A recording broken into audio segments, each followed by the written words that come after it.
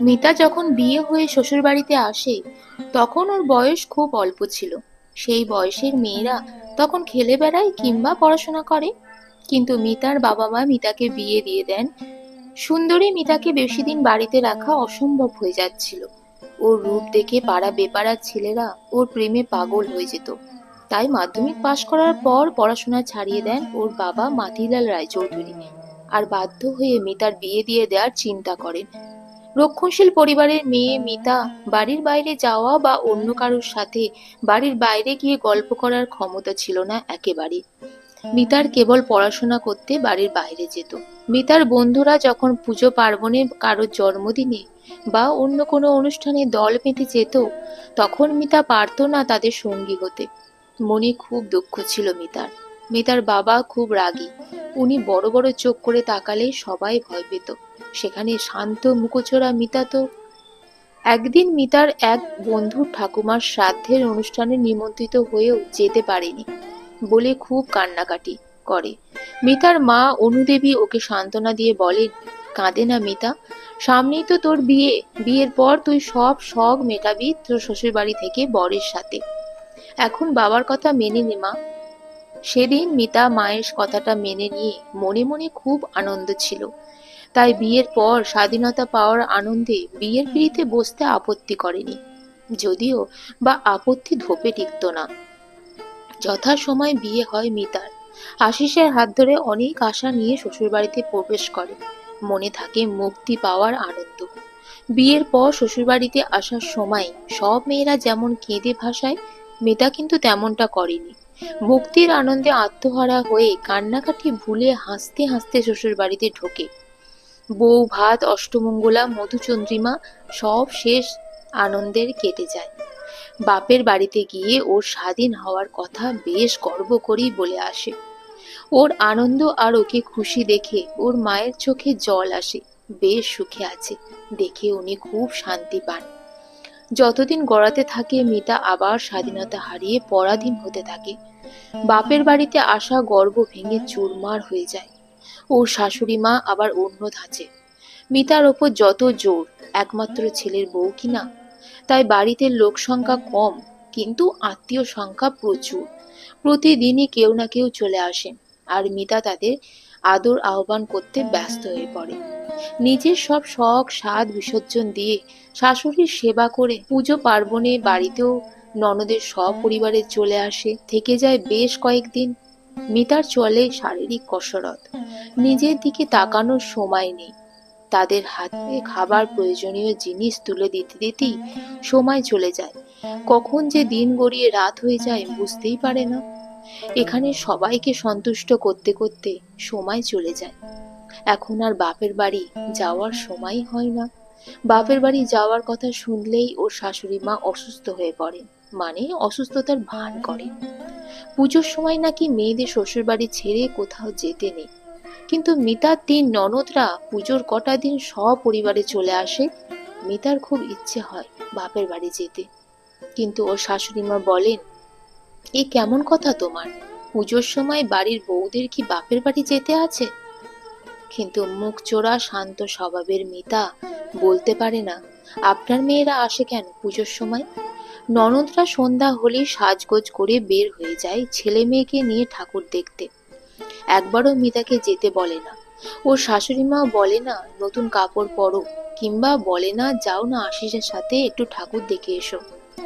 আশিস মাকে জানিয়ে ওকে নিয়ে ঘন্টা খানেকের জন্য বেরিয়ে পড়ে, কিন্তু ফিরতে হয় শাশুড়িকে বলে রাখা সময়ের মধ্যে। কারণ ওনাকে সময় মতো খেতে দিতে হবে, বিছানা করে দিতে হবে। যে মিতা স্বাধীন হওয়ার আশা শেষ। মেয়ে হয়ে জন্ম বুঝি স্বাধীনতা হরণের প্রধান কারণ। মনে কষ্ট মনেই রেখে যায়। মিতার সংসারের মন দেয়। আশিস অবশ্য মায়ের বিরুদ্ধে গিয়ে ওকে নিয়ে বেড়াতে যেতে চায়, সিনেমা দেখতে যেতে চায়, কিন্তু মিতা যে তাতে সায় দেয় না। ও বলে, শখ সাধ করা কি পালিয়ে যাচ্ছে? আর জানো না, আমি কোথাও গেলে মায়ের কষ্ট হয়।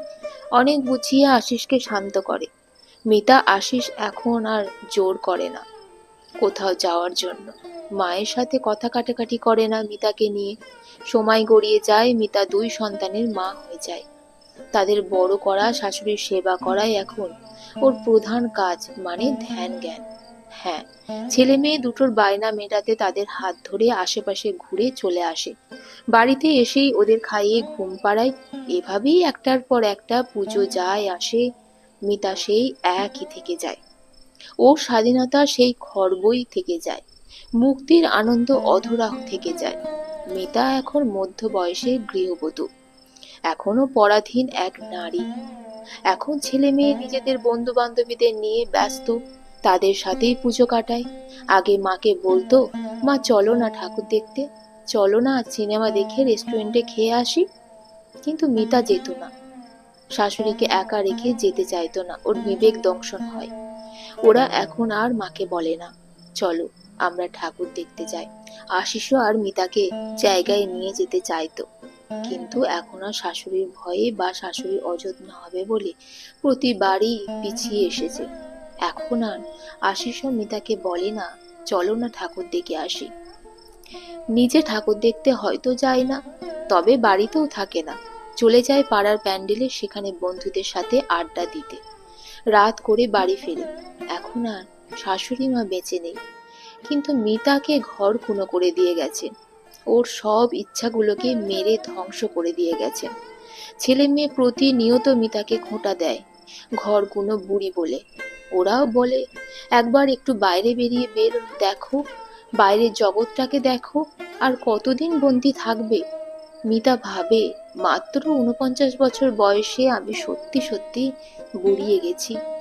ছেলে মেয়ে তো ঠিকই বলে, তোমার কোনো কিছুতে ইচ্ছে নেই, আর ইচ্ছে ছিল না। যদি ইচ্ছে থাকতো তাহলে তুমি সব বাধা উপেক্ষা করে নিজের জীবনটাকে আর 5টা জনের মতো উপভোগ করতে পারতে। এখনো সময় আছে, বদলে যাও। ছেলে মেয়েদের কথায় দুঃখ পেয়ে নিজেকে স্মার্ট দেখাতে গিয়ে মিতা পায়ে হেঁটে একবার সামনের বাজারে গিয়েছিল ঠিকই, কিন্তু ফেরার সময় পথ হারিয়ে ফেলে, কেঁদে ফেলে। পরে একজনের সহযোগিতায় বাড়ি ফেরে। ছেলে মেয়ে দুজন মাকে খুব বকাবকি করে। ওদের কাছে এসব শুনতে শুনতে ও অতিষ্ঠ হয়ে ওঠে। মনে মনে ভাবে, সত্যি সত্যি ওকে স্মার্ট হতে হবে, ও আর কাউকে পরোয়া করবে না। এবছর পুজোর সময় ছেলে মেয়ে ঠাকুর দেখতে বেরিয়ে যায়। আশিস সাজগোজ করে চলে যায় পাড়ার প্যান্ডেলে। মিতা মনকে অনেক বুঝিয়ে ঠিক করে, আর পরাদিন থাকবো না, আজ নিজে একা একাই বেরিয়ে পড়বে। সত্যি সত্যি ঘরের বাইরে জগৎ দেখার প্রয়োজন। সন্ধ্যার সময় বরের দেওয়া শাড়িটা পরে নেয় মিতা। মেয়ের সাজের জিনিস যাতে থাকে সেটা বের করে শাড়ির সাথে ম্যাচ করে একটা টিপ পরে নেয় কপালে। চুলের গোছা টাইট করে বেঁধে একটা হাত খোপা করে নেয়। সব শেষে ঠোঁটে হালকা লাল রঙের লিপস্টিক লাগিয়ে আয়নায় নিজেকে দেখে মনে মনে ভাবে, এখনো সুন্দর আছি। লজ্জায় 2 হাত দিয়ে মুখ ঢেকে ফেলে। পরে আয়নার সামনে থেকে উঠে পড়ে, জুতো জোড়া পায়ে গলিয়ে নিয়ে, হাতে বহু পুরনো একটা ব্যাগ নিয়ে সদর দরজায় চাবি লাগিয়ে অজানার উদ্দেশ্যে বেরিয়ে পড়ে। মনটা বেশ ভালোই লাগছে, বেশ ফুরফুরে লাগছে, তবে ভয়ও করছে হারিয়ে যাওয়ার, একটু আড়ষ্টতাও লাগছে। তবে সবকিছুকে উপেক্ষা করে পায়ে পায়ে এগিয়ে চলে প্যান্ডেলের দিকে। রাস্তায় জনজোয়ারকে লক্ষ্য করে পায়ে পায়ে এগিয়ে চলে একটার পর একটা প্যান্ডেলে। মনের মধ্যে কি যেন আনন্দ হচ্ছে, সেটা কাউকে বলে বোঝাতে পারা যাবে না।